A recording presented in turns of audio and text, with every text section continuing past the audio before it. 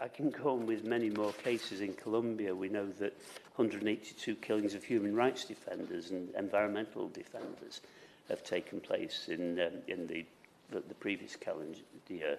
And there is legislation to protect those defenders, but that legislation is not brought into implementation. Impunity is a major problem.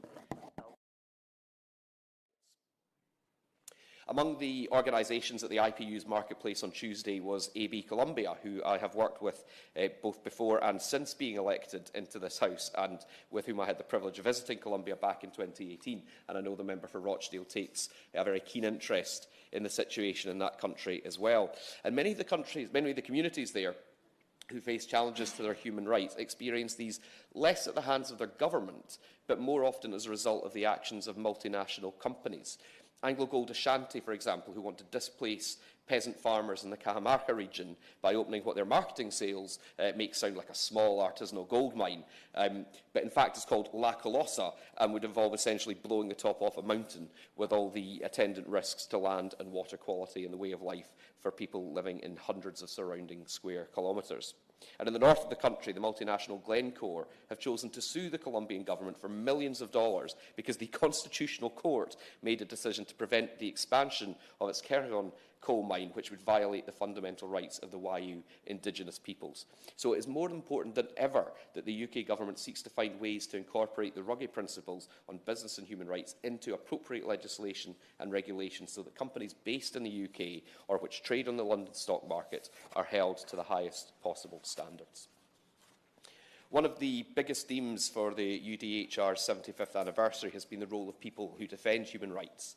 A human rights defender could be anyone, a journalist, an activist, a lawyer, a health professional, a teacher, or other community leader who works to defend human rights and expose injustice. Indeed, I remember meeting some of the human rights defenders in Colombia, and the phrase, to me anyway, sort of conjured up this sort of images of sort of grizzled campaigners who've been doing this their whole lives. But what struck me was how young, how remarkably young some of the people prepared to take these incredible risks to their well-being and their future livelihoods were willing to speak out in defence of their communities. And around the world, as Amnesty International and others have said, some person may be different religiously as well.